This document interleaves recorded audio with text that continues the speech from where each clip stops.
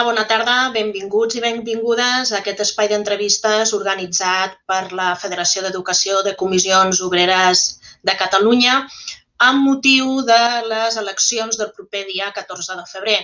Volem saber quins són els reptes, els objectius que els diferents partits polítics es plantegen a l'educació i bé, volem xerrar una estona aquesta tarda amb la Esther Niubó. Esther, bona tarda. Moltes gràcies per haver acceptat la invitació i per compartir aquests minuts amb nosaltres. Bona tarda, gràcies a vosaltres per convidar-nos. Doncs, si et sembla bé, Esther, comencem l'entrevista? I tant. Som-hi, doncs. Esther, en cas que governi el teu partit, quines són les mesures que implementaríeu en els primers 100 dies de govern, en els primers 100 dies de mandat? Doncs mira, per nosaltres sempre diem que hi ha 3 reptes principals de millora en el sistema educatiu, que passen per millorar i reforçar en equitat, en inclusió i qualitat. I per tots aquests 3 reptes el que és principal és reforçar el que és l'autèntic pilar del sistema educatiu, que entenem que són els mestres, les condicions en què els mestres i els professionals educatius, el conjunt dels centres educatius, tenen. I en aquest sentit ens sembla que és crucial incrementar molt més, reforçar molt més les plantilles, tant de docents com de personal de suport educatiu per fer front precisament a tots 3 reptes. I d'altra banda, hi ha altres elements que, si em permeteu comentar breument, li donem molta importància. Una és l'etapa educativa 0-3. Ens sembla que és una etapa molt important, ho diuen tots els experts, que és una etapa que precisament reverteix desigualtats amb molt més impacte que d'altres, que a més té un rendiment, o sigui, impacta positivament en el rendiment acadèmic posterior, i aquí volem fer una aposta clara per la universalització, perquè ens sembla que pot suposar, el fet de no haver-ho fet, pot suposar una pèrdua d'oportunitats educatives que no ens podem permetre, a banda d'oportunitats també de conciliació per les famílies. L'altre gran repte és l'escola inclusiva. Pensem que fa massa anys que es va aprovar un decret que no s'ha implementat.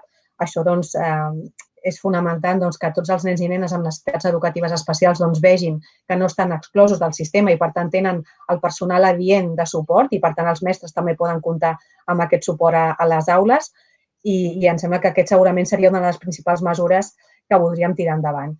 L'altra qüestió és el tema de la formació professional. Nosaltres la formació professional n'hem parlat molt sovint, creiem que cal donar un nou impuls, cal modernitzar, que també és una etapa molt important i, a més veiem l'impacte que té en termes d'inserció laboral, de reinserció laboral en molts casos, i aquí s'ha de fer una aposta també per consensuar aquest model amb el conjunt de la comunitat educativa, els agents econòmics i socials i també el món municipal, i sobretot el que calen és crear, nosaltres proposem crear 38.000 noves places públiques en formació professional perquè ens sembla que és important. I 2 coses ràpides, perquè no voldria tampoc allargar-me molt. Acumulem moltes bretxes. Una bretxa és la bretxa digital i aquí, sobretot arran del confinament, del tancament de centres l'any passat, el curs passat, des del moment 1 ja vam veure que deixàvem molts nens i nenes i joves exclosos del seu procés educatiu. Aquí em sembla que aquesta és una de les principals bretxes que caldrà que abordem també. Esther, tindrem oportunitat al llarg d'aquesta entrevista de recuperar aquests temes que acabes d'apuntar, l'FP, el 03, la bretxa digital. Entenc que això que acabes de plantejar són els reptes dels 100 primers dies de mandat, però hi ha amb la totalitat de la legislatura alguna altra cosa? Realment aquests reptes, tant de bo es poguessin fer en els primers 100 dies de mandat. Suposo que dependrà, evidentment, del pressupost, i aquí el pressupost l'agradarem. Si tenim l'oportunitat de governar, evidentment, la primera mesura hauria de ser aprovar un nou pressupost, perquè, com sabeu, ja fa molt temps que tenim l'educació infrafinançada, estem lluny del 6% que marcava la Llei d'Educació de Catalunya i, per tant, tot això s'ha de fer amb recursos. I, evidentment, aquests són els principals reptes que apuntem, en el fons, per una legislatura. Tot el que poguéssim fer en els primers dies no ho deixaríem per més endavant, però, evidentment, tot anirà molt marcat pels recursos i, en tot cas, aprovar un proper pressupost serà fonamental. Fa un moment, un punt que parlaves, que situaves de la situació de l'educació a Catalunya, era justament la inclusió. Fa més de 3 anys que es va aprovar el decret 150/2017, de 17 d'octubre, de l'atenció educativa a l'alumnat en el marc d'un sistema educatiu inclusiu. Quins recursos penseu destinar a fer realment que l'escola sigui un espai d'inclusió? Doncs se n'han de destinar molts.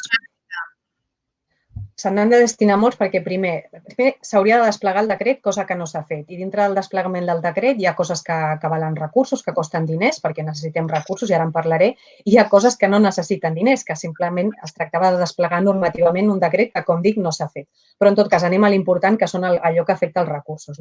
Aquí cal reforçar molt més la dotació de personal, de professionals especialitzats als centres educatius. Per tant, quan parlàvem d'incorporar professionals al sistema, no només parlàvem de docents, sinó d'altres nous perfils qualificats que han d'ajudar també els docents a millorar o a reforçar l'atenció educativa que es dona. I l'altra eina important és la formació. Aquí hem de reforçar molt més l'oferta pública de formació, perquè tots coneixem docents que s'han pagat a la seva butxaca cursos per poder atendre un nen o una nena que tenen a la seva classe amb una especial dificultat i que realment no sabien com abordar-ho, no tenien les eines, i per tant ens sembla important fer aquest increment de personal especialitzat i, a més, un increment important de formació permanent pels mestres. I us heu plantejat que dintre d'aquest repte d'aconseguir la inclusió educativa real, pràctica, diguem, del dia a dia, que això sigui un fet, no una fita, el personal de monitoratge i el personal de vetllador, que depengui única i exclusivament del Departament d'Educació i no pas d'empreses externalitzades?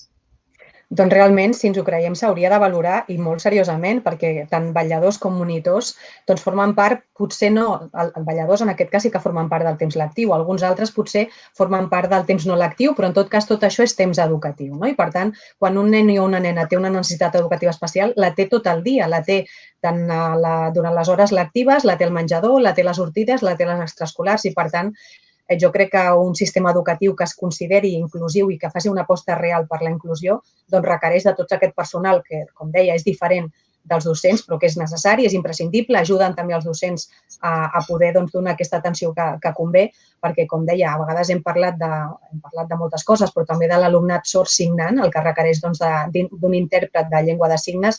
No pot ser, no podem resignar-nos a que tinguin aquest servei 1 o 2 hores a la setmana. Molts vetlladors que estan unes hores i què fan durant aquests nens i nenes durant la resta d'hores. Per tant, jo crec que és una consideració a tenir, a prendre seriosament el fet d'internalitzar aquests professionals en el sistema. Esther, encetem un altre meló. Hem parlat de la inclusió i ara tocaria parlar de la segregació escolar. Quines propostes té el PSC per lluitar contra la segregació escolar? Bé, aquí el que s'hauria de fer primer és aprovar el famós decret d'admissió, que aquí realment ens sorprèn que el govern en tants mesos encara no l'hagi aprovat.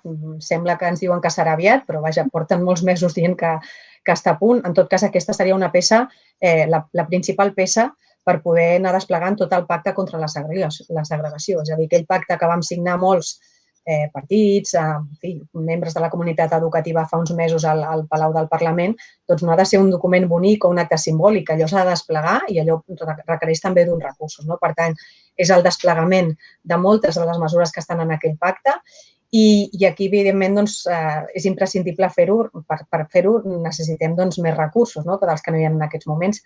I aquí, si em permeteu, hi ha una qüestió que ens sembla important. Més enllà de necessitar més recursos, aquí el que volem fer un esment que pensem que no hauria d'haver-hi un finançament lineal de tots els centres, sinó que cada centre, en funció de les seves necessitats, requeriria més o menys recursos.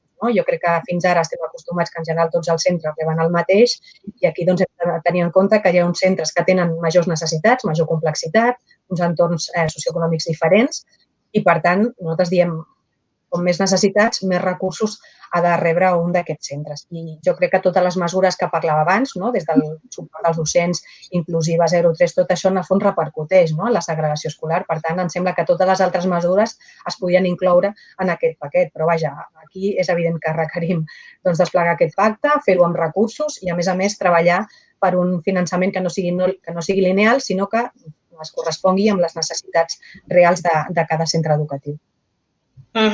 Abans has fet referència a la bretxa digital que ha viscut l'educació amb motiu de la pandèmia. Com solucionem aquest tema? Perquè sí, cal inversió en recursos, no només de dispositius portàtils, ordinadors i demés, sinó que caldria també una formació, no?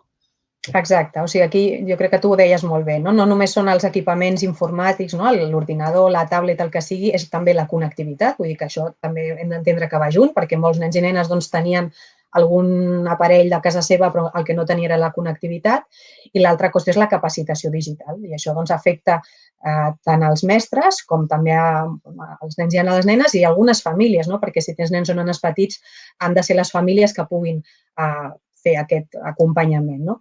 Però en tot cas ens sembla fonamental que es faci aquesta aposta perquè cada alumne tingui aquest ordinador amb connectivitat i nosaltres per això parlem de recuperar l'1 per 1, però en tot cas es podria fer de manera paulatina, començant per aquell alumnat més vulnerable que tingui necessitat i sense oblidar els mestres, perquè també hi ha molts mestres que al final acaben fent ús si tenen, de la seva pròpia, en fi, del seu wifi, d'això, no hi ha les plataformes adequades i em sembla que és un tema també a solucionar pels mestres. I un tema que no he parlat, les infraestructures de la connectivitat. És a dir, hi ha molts centres educatius encara a Catalunya a dia d'avui que no estan connectats. És a dir, que hi ha mancances en aquesta connectivitat i aquí ens sorprèn que tenim un govern que parla de la NASA catalana, d'anar a la Lluna i hagi estat incapaç, a gairebé un any de la pandèmia, de proveir d'aquests ordinadors a l'alumnat. Clar, això no ens podem permetre una societat en què té una cinquena part de l'alumnat desconnectat encara a dia d'avui, fins i tot en la secundària quan estan fent classes semipresencials. Això realment ens sembla totalment injust, que va en contra de la igualtat d'oportunitats i és tant com dir que no han sabut garantir el dret a l'educació en condicions d'equitat. Em sembla molt greu.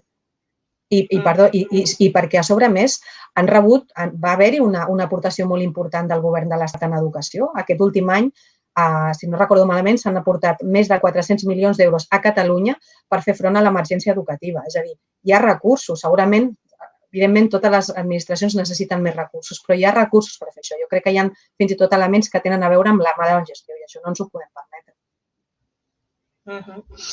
Esther, ens agradaria saber quina opinió té el PSC sobre el decret de provisió de llocs de treball, d'autonomia de centres i de direccions.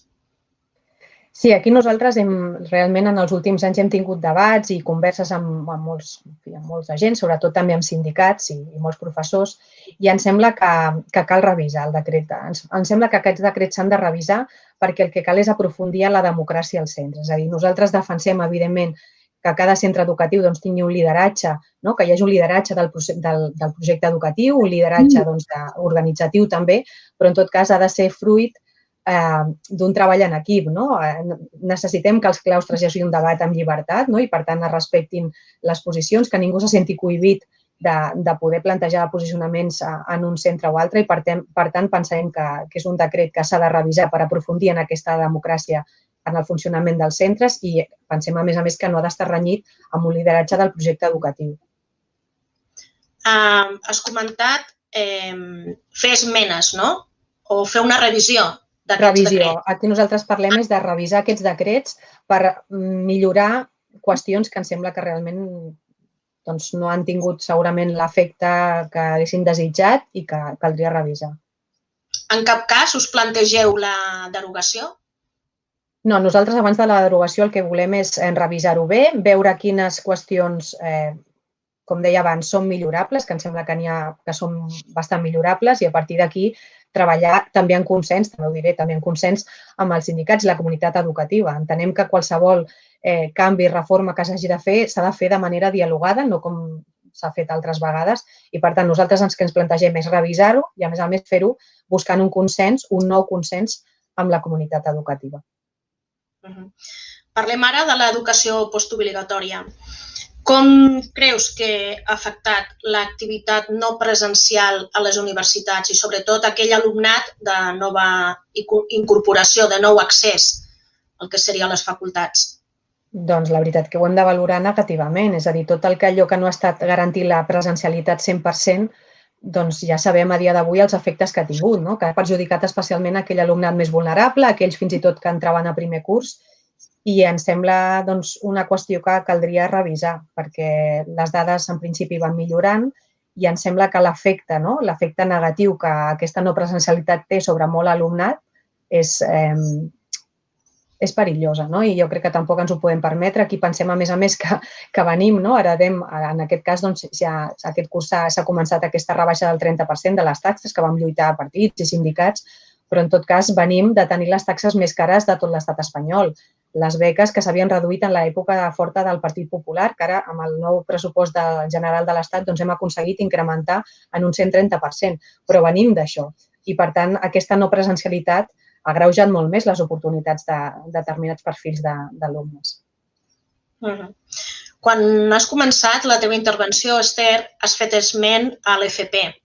L'FP és un altre tema important i preocupant a hores d'ara. Des de Comissions Obreres fa molts anys que anem reclamant una actualització de l'únic acord d'FP que es va signar l'any 99 i que reverteixi en les persones que treballen en educació FP i sobretot amb l'alumnat que cursa aquests estudis. Quines prioritats teniu al PSC sobre aquesta etapa d'FP?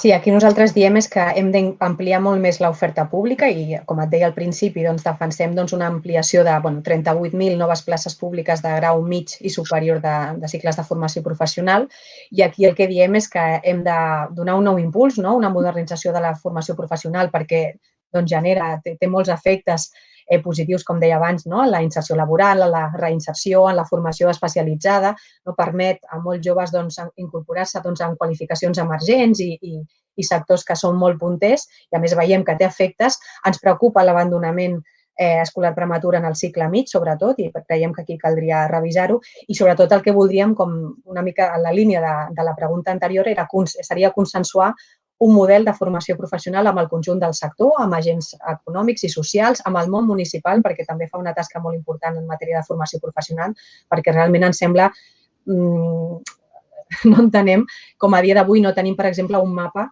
d'oferta formativa, de necessitats formatives en tot el territori. Em sembla que hi ha molt per fer i, sobretot, hi ha molt a consensuar de cara a parlar del model de futur que defensem que cal impulsar. Però tot això, com deia abans, s'ha de fer de manera consensuada i em sembla que fins ara no s'ha fet ben bé així. Abandonament escolar prematur, una taxa elevadíssima a Catalunya, el 19%. Sí, gairebé dupliquem la mitjana europea. La mitjana europea hauria d'estar en el 10, aquí estem gairebé en el 20.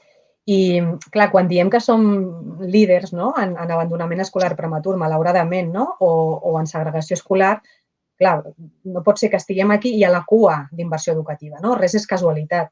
Quan parlem d'abandonament, clar, una de les qüestions importants és que darrere d'aquestes xifres hi ha persones, hi ha nois i noies que veuen estroncats projectes de vida o són situacions, jo crec que no ens les podem prendre d'aquesta manera. I aquí nosaltres defensem un pla de xoc contra l'abandonament escolar prematur.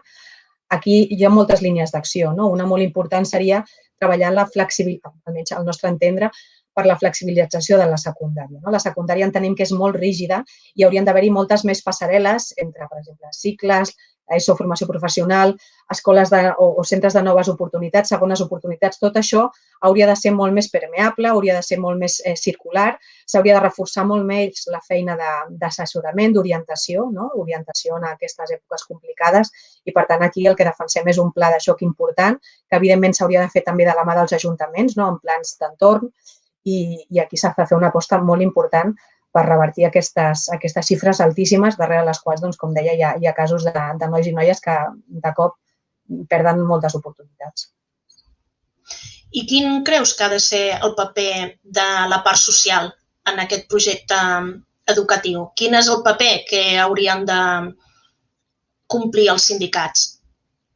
Doncs jo penso que els sindicats són una peça més, però en aquest cas una peça molt important del conjunt de la comunitat educativa que estic convençuda que el que treballen com han treballat i han de seguir treballant és per la millora global del sistema educatiu, sobretot pel no deteriorament del sistema com hem vist en els últims anys. Jo crec que heu estat altaveus d'aquest deteriorament que s'estava produint i estic convençuda que el que heu de fer és treballar per aquesta millora del sistema educatiu, és a dir, més enllà de les necessitats i de les reivindicacions pròpies del col·lectiu de mestres, jo estic convençuda que vosaltres sou peça clau per treballar per aquesta millora del sistema en clau futur. Esther, parlem ara de la LOMLOE? Perfecte. Com aplicareu a Catalunya la disposició addicional 25 de la LOMLOE sobre coeducació i no separació de l'alumnat per sexe en tots els centres sostinguts amb fons públics? Nosaltres el que hem dit és que no volem, entenem que no hem de renovar el concert amb les escoles que segreguen per sexe i la manera per fer-ho creiem que convindria fer una normativa, impulsar una normativa, aprovar-la, que condicionés la recepció de finançament públic a, per exemple, tenir una escolarització mixta i la coeducació. És a dir, entenem que no ha d'haver-hi cap centre que rebi finançament públic, per tant, evidentment públic ni concertat, que pugui segregar per sexes. Em sembla que això, a aquestes alçades, no s'entén, no té ni cap ni peus i, per tant, hauria d'haver-hi una normativa concreta que condicionés que per rebre finançament públic s'han de complir uns determinats compromisos i objectius de servei públic, entre els quals no segregar l'alumnat per motiu de sexe. I a partir d'aquí el que s'hauria de fer és simplement no renovar aquests concerts. Parlem de la coeducació aquí a Catalunya. El marc legal sembla que el tenim, no? La LOMLOE recull que la coeducació ha de ser efectiva, però l'ha de portar a la pràctica les comunitats autònomes. O sigui, com portarà Catalunya a la pràctica la coeducació? Home, jo crec que en el fons és qüestió de voluntat política. És a dir, un cop tens la llei marc, que en aquest cas la llei paraigües és la LOMLOE, en fi, és creure-s'ho, és impulsar-ho, és fer formació als mestres, és tirar-ho endavant. No em sembla una cosa tan complicada, no? Com pot ser que a dia d'avui encara no tinguem, per exemple, l'educació sexual i afectiva a les escoles des d'infantil? És que no em sembla, realment hi ha temes molt complicats en educació, però aquest em sembla que té molt a veure amb la voluntat política, segurament, no? També és un tema de recursos, però molt petit. Aquí estem parlant de formació i d'impuls d'organització. Creure-s'ho. Doncs celebro que ho hagis dit tu, Esther, la manca de voluntat política en aquest cas, perquè què caldria portar a terme, per exemple, un programa sobre coeducació com el que es va fer a Navarra, Escolae, o actualment s'està duent a terme a Astúries, Coeducastur? Per què és tan difícil? No, és que no t'ho sé dir perquè no veig la dificultat. És a dir, és creure-s'ho i és impulsar-ho. Tenim una llei paraigües que ens empara, s'ha votat 1000 vegades, no sé si 1000 vegades, però s'ha votat molt al Parlament. És a dir, hi ha un ampli consens al Parlament, com a mínim en l'última legislatura, per tirar-ho endavant. No sé, no t'ho sé dir. És qüestió de fer-ho. Molt bé, doncs tant de bo que sigui així. Esther, estem a punt d'acabar aquesta entrevista. Ara et faré 10 preguntes. Bé, no són 10 preguntes, són 10 frases que jo et diré l'encapçalament de cadascuna d'elles i tu hauries d'acabar la frase. Perfecte, molt bé. Molt bé. El model lingüístic de Catalunya?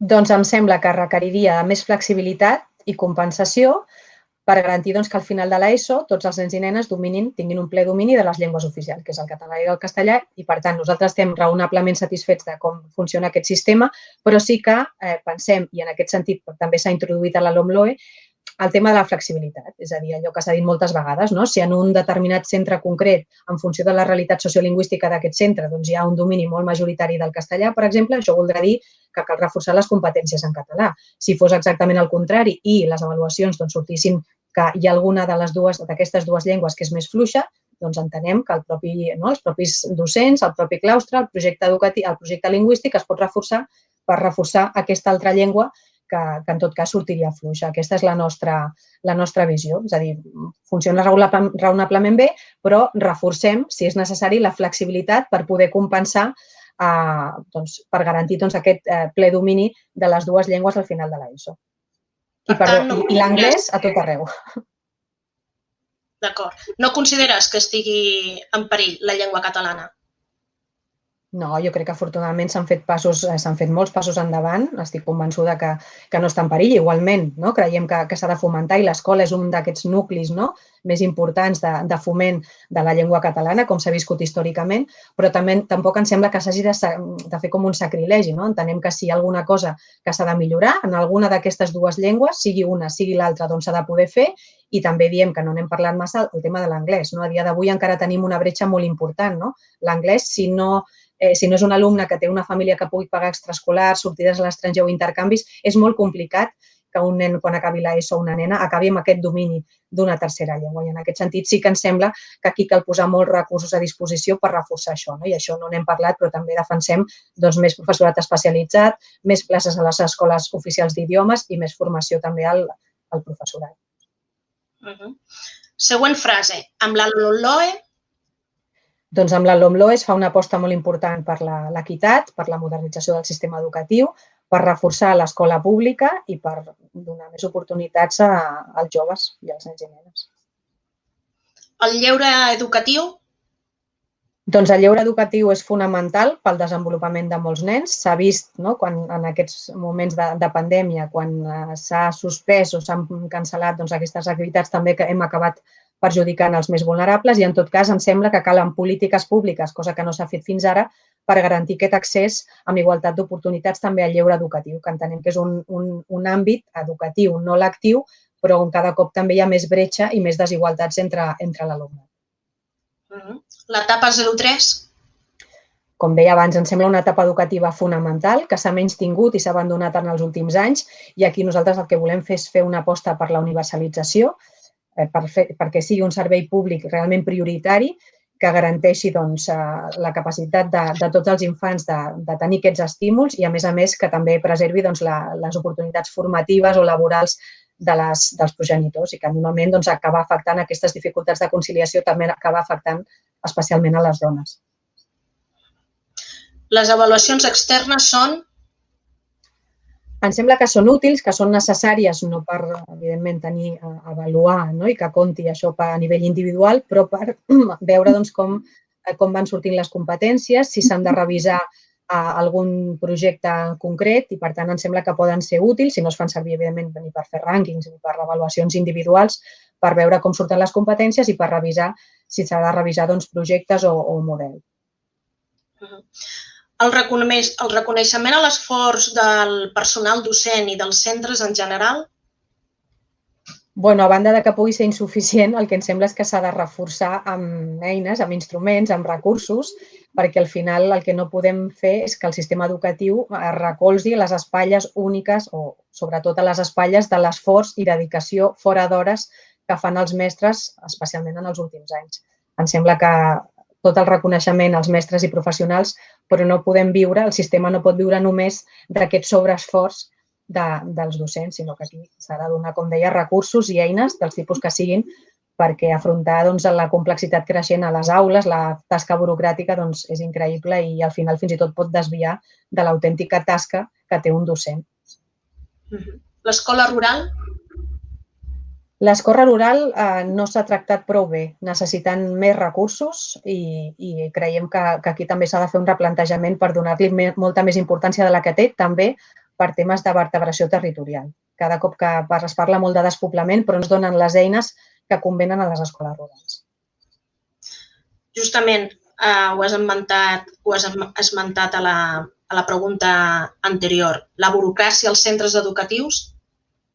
Com deia, ens sembla excessiva. No sabem fins a quin punt tocaria als mestres fer aquests tipus de càrregues perquè ens sembla que al final, com deia abans, poden distreure del que són les funcions de debò i les més importants que ha de fer un docent. Per tant, ens sembla que s'hauria de reduir aquesta burocràcia que a vegades costa trobar-li la utilitat, realment. L'educació de persones adultes? Doncs és fonamental per igualtat d'oportunitats. És una cosa que probablement tenim més oblidada del que hauríem de tenir. S'ha de donar més recursos. Molts dels centres de formació d'adults estan molt precaritzats, tenen molt poca estabilitat i, per tant, aquí també s'ha d'ampliar l'oferta pública de formació d'adults i donar més estabilitat a aquests centres. La lliure elecció de centre per part de les famílies? Doncs l'entenem en el marc de la programació de l'oferta educativa i, per tant, en el marc d'aquesta oferta, evidentment, les famílies tenen llibertat per poder escollir aquests centres, però això s'ha d'entendre sempre tenint en compte els criteris del Pacte contra la Segregació i, per tant, treballant perquè hi hagi una escolarització equilibrada, més equilibrada de la que hi ha en aquests moments i, per tant, entenem que hem d'anar en aquesta línia. Doncs, Esther, ja hem acabat. Mira, doncs al final se m'ha fet curt.